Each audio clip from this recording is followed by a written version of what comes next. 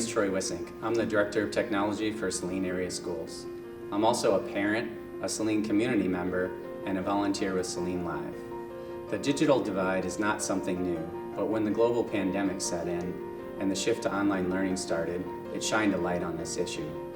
Wi-Fi internet access has become almost like another utility in our society, and we just expect it to always be there, just like power and running water.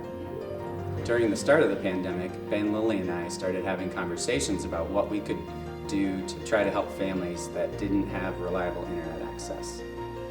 We decided to form a volunteer group called Saline Live. We knew that our experience and skills could be combined to help families meet the challenges they face to get reliable, high-speed internet in their homes.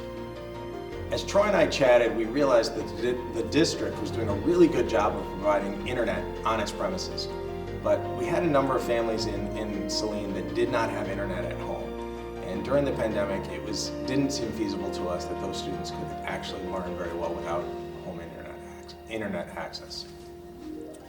So we came up with a plan where we identified those families by working with the school district, the principals, and the counselors to have those families reach out to us. And Troy and I, we came up with a list of internet service providers that serviced Saline well. The Foundation for Saline Area Schools was critical to this whole process because they pledged $60,000 to pay for those service providers for the year for those students. We've continued to work with the foundation, and many of those students are still using those service providers today. To date, we've helped 156 students in 79 different families in the Saline area that did not have reliable internet prior to the pandemic. As a teacher, this was really important for me that I was able to still check in with my students on Zoom. I was able to check in on their social and emotional well-being, as well as continue to provide instruction for IEP goals and objectives in a virtual format. Additionally, this was an essential way for me to keep in touch with my students and their families. One family in particular that had a great deal of not only academic needs during this time, but social and emotional needs that needed to be met.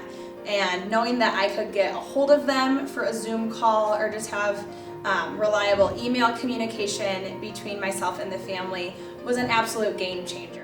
Saline Live has been such a great project to provide reliable internet service for our families in need. Our goal last year during the pandemic was to keep learning and moving forward to the best of our ability for our students. And obviously, last year was very choppy, unstable type of environment. Yet Saline Live, with the support of the Foundation for Saline Area Schools, and in particular Ben, Lily, and Troy Wissink, we were able to keep moving forward for all our students.